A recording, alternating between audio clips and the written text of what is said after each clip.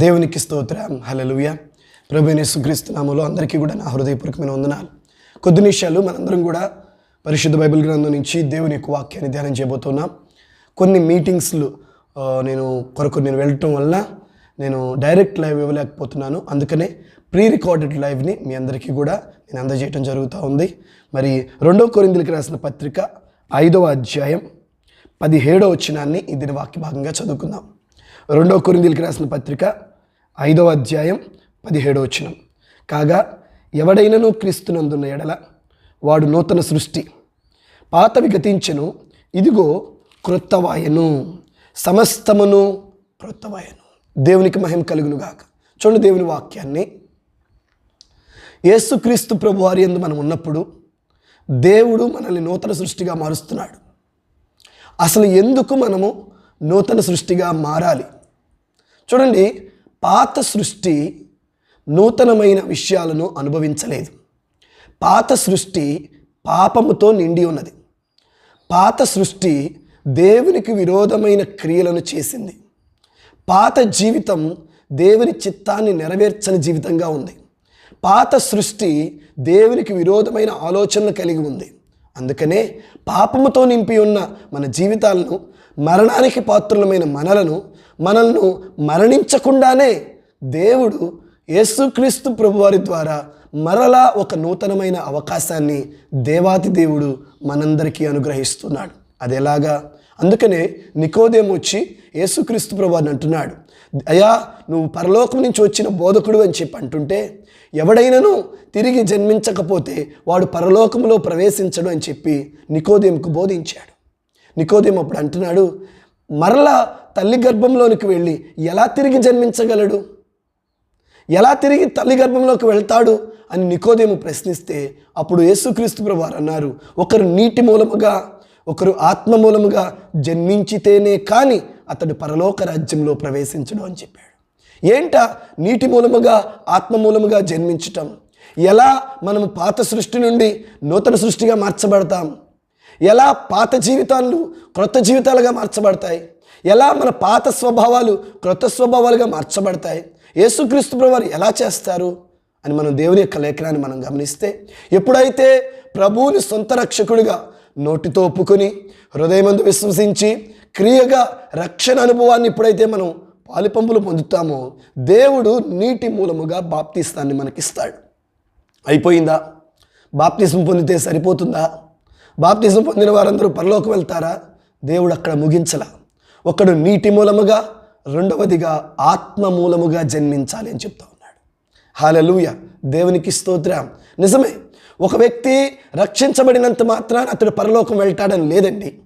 ఒక వ్యక్తి రక్షించబడినంత మాత్రాన అతడు నిత్యరాజ్యానికి వెళ్తాడని ఏమి లేదండి. ఈ భూమి మీద రక్షించబడిన తరువాత అతడు ఆత్మ మూలముగా కూడా రక్షణ పొందాలి అని దేవుని వాక్యం స్పష్టంగా చెప్తా ఉంది. హల్లెలూయా. ఆత్మ మూలముగా బాప్తిస్మం అంటే ఏంటి?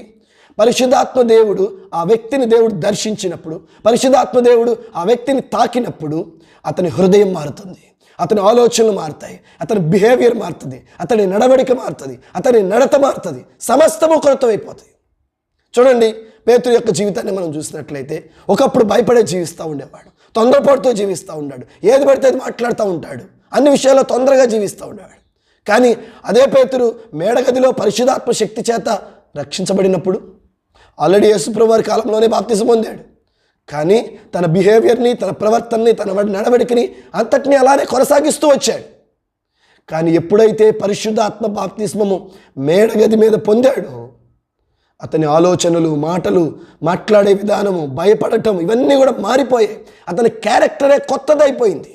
ఎస్, మనము రక్షించబడ్డామని రక్షణతో సరిపెట్టుకోవటం కాదు. రక్షణ మన ఆశీర్వాదానికి, మన ఆత్మీయ ప్రగతికి ప్రారంభం ఎట్టు మాత్రమే. దయచేసి గమనించండి, రక్షణతో అన్నీ అయిపోయాయి అనుకోవద్దు. రక్షణతో మన పాపము క్షమించబడింది, రక్షణతో మనము నీతిమంతులుగా మార్చబడ్డాం, రక్షణతో మనం దేవుని కుమారులమయ్యాం, అంతే.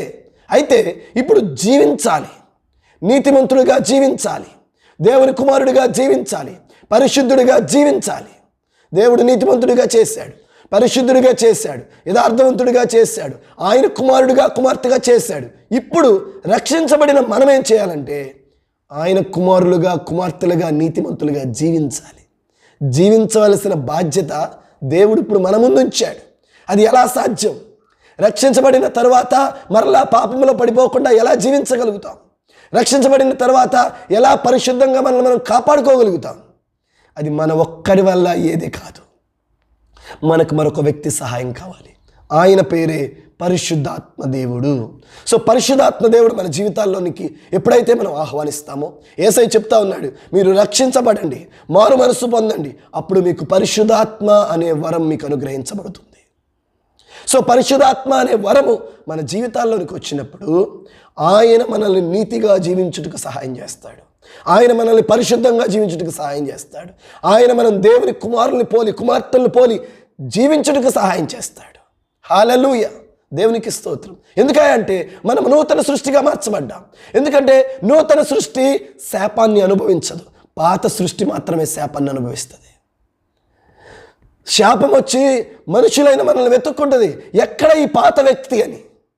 కానీ ఆ పాత, సపోజ్ నేనే ఉన్నాను, ఆ పాత అవినాష్ చచ్చిపోయాడు, ఆ పాత వ్యక్తి చనిపోయాడు. కాబట్టి ఆ పాత శాపములు, పితరుల పాపములు, మన శాపములు, మన యవన కాలంలో చిన్న కాలంలో చేసిన పాపములు, 3-4 తరాల శాపములు అన్నీ కూడా ఆ పాత సృష్టి మీద వేయబడి అతడు చనిపోయాడు.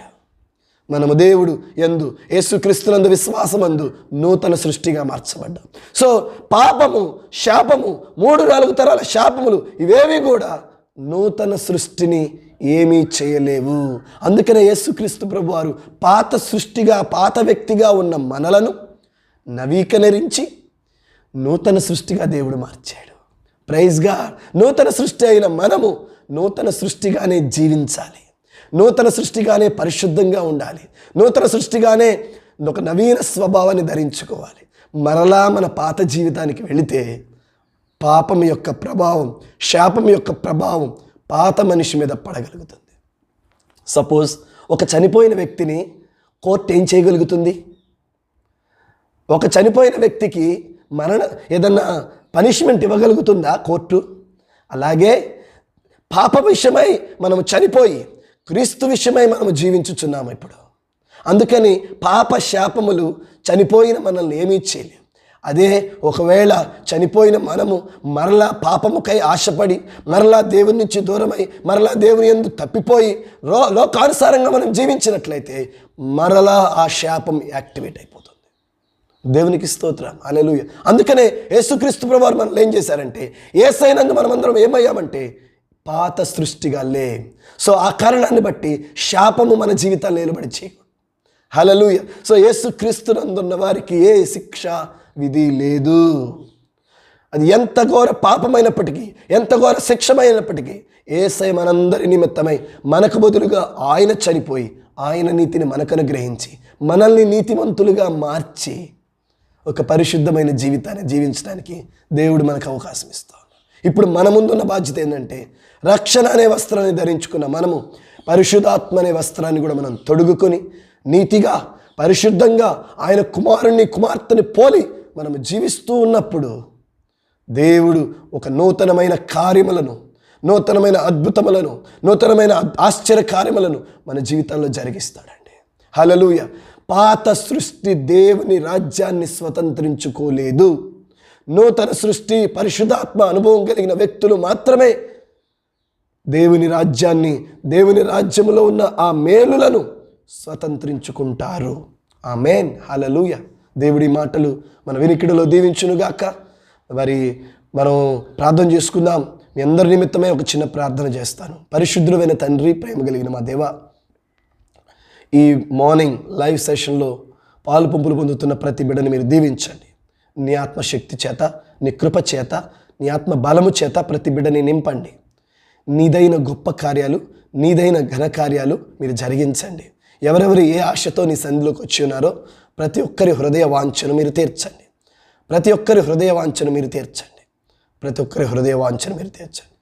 గొప్ప ఘనమైన కార్యములను నీ బిడ్డలందరి జీవితాలు మీరు జరిగించి ఎవరెవరైతే ఏది ఆశిస్తున్నారో వారి హృదయ వాంఛను మీరు తీర్చి మీరే మహిమ పొందమడుగుచ్చు.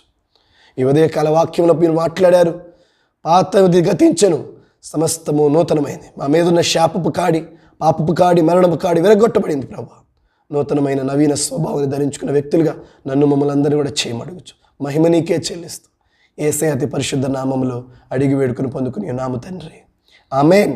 ఆమేన్. అందరికీ కూడా నా హృదయపూర్వకమైన వందనాలండి. God bless you.